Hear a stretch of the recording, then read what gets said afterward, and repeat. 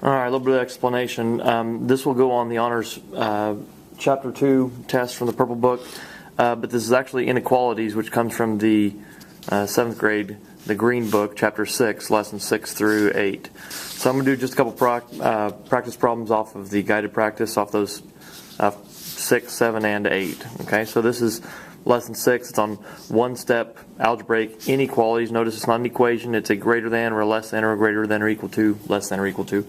And we solve them exactly like we solve algebraic equations. We find the variable, we find out what was done to the variable, and we undo it. So h, well, they added 6 to h, so what's the opposite of add 6? Subtract 6. And of course we do it to both sides, and that cancels out over here, this cancellation. And so I'm left with h is greater than or equal to, when I do 12 minus 6, I get 6. So what that looks like on a graph, or on a number line, is this. If I had 5, 6, and 7, 6 doesn't work itself unless it has the equal sign underneath it, and this time it does, so I fill in the dot because of this little line right here.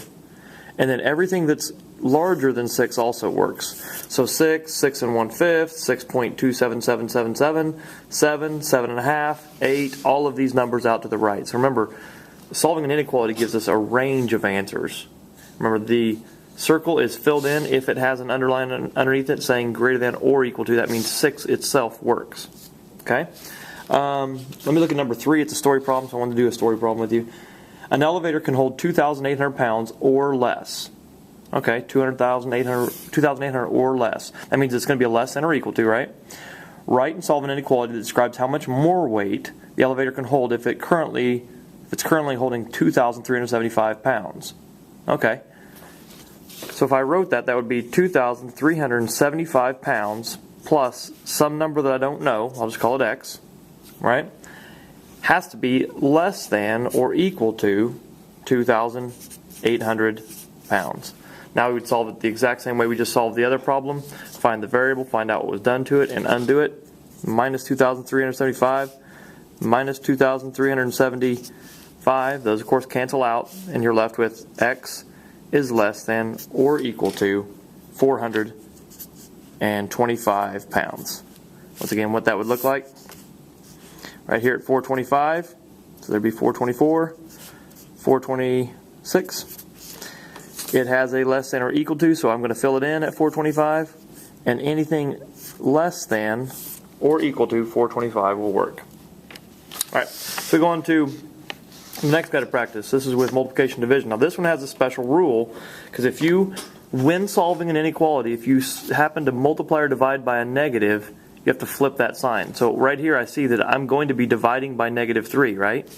So when I divide by -3 on this side and divide by -3 on this side, as soon as I divide by a negative or multiply by a negative in an inequality, this, instead of less than or equal to, becomes a greater than or equal to. So since I divided by a negative, I flip the sign. Now I'm left with n is greater than or equal to the answer to this, which a negative divided by a negative is positive 7 1/3. So let me graph that again just so you see it. If there's 7 and there's 8 and there's 6, I'm looking at 7 1/3, so 1/3 of the way would be right about here.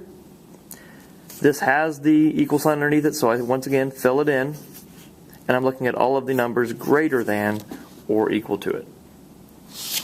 Alright, so next one, t divided by -4. Once again, do you see I'm going to be dividing or multiplying by a negative? So I'm going to be flipping this sign. It will no longer be a less than, it will be a greater than. So I'm going to multiply by -4. I'm going to multiply by -4.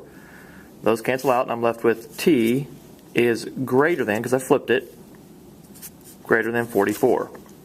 So the first one I'm showing you like this. So here's 44, of course 43 and 45. This time it's not filled in because 44 itself does not work. It actually has to be greater than 44. So 44 does not work, so I don't fill it in. Everything greater than 44, well, some people think, well, that starts at 45. No. What about 44.00003? That works. What about 44 1/2? That works. So we have a number of different solutions that work. Once again, possible multiple solutions. So let's go on and do the last section, which is the two-step algebraic inequalities. We solve them exactly like we solve all algebraic equations.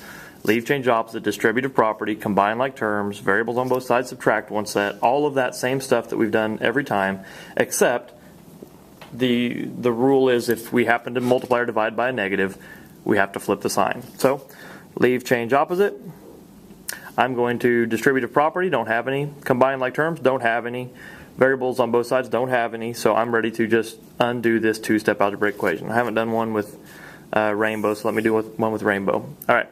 So there was this x that they took times 5, they added -7, they got 43. So we're going to reverse it. We're going to subtract -7, which of course is +7. We're going to hit equals on our calculator, and then we're going to divide by 5. So 43 plus 7 is 50, and 50 divided by 5 is 10. So x is not equal to 10 like we're used to. X is greater than or equal to 10. And remember, we didn't flip this sign because we did not multiply or divide by a negative. We can add a negative, we can subtract a negative, but we can't multiply or divide by a negative without flipping it. So once again, what would it look like? Right here at 10, it has the underline under it, so it will be filled in. And I'm looking at all the numbers greater than or equal to 10. All right, let's try number 2.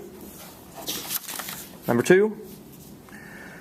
All right, I'll do another one with rainbow. There was this x that they divided by 5, they added 7, they got 11. We're going to undo it by subtracting 7, hitting equals on our calculator, taking it times 5. So 11 minus 7 is 4, and 4 times 5 is 20. We did not multiply or divide by a negative, so it stays the same. That is x is less than or equal to 20. So we'll go over here at 20. Is it filled in? Yep, it's filled in. And we're looking at all the numbers less than or equal to 20. Let's see, one more it looks like. Maybe number 3, which is a story problem. A rental company charges $45 plus 20 cents per mile to rent a car. That should start sounding like that whole coefficient and constant. So you have to spend a constant of $45 and a coefficient of 20 cents for every mile. Okay?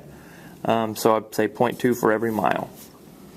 Mr. Lawrence does not want to spend more than $100. So he's okay with spending $100. He's not okay with more than $100. So this needs to be less than or equal to $100. He's okay with spending $100, so the equal's okay. But he wants to make sure he keeps it at 100 or less than 100. He doesn't want to go over 100. So we have 45 plus 0.2 m is less than or equal to 100. So we would solve that by, of course, subtracting 45 from both sides. So now we're at 55.2 m. We're going to be dividing by a positive, so I do not need to flip. And then I get 55 divided by 0.2, which is going to be times 5 to be 275. So m is less than or equal 275. So once again, there's our breaking point. Is it filled in? Yes, it's filled in. And we're looking at all the numbers less than or equal to 275. You can go 274 miles, you can go 275 miles even, but it can't go 275.1 miles because that's too much.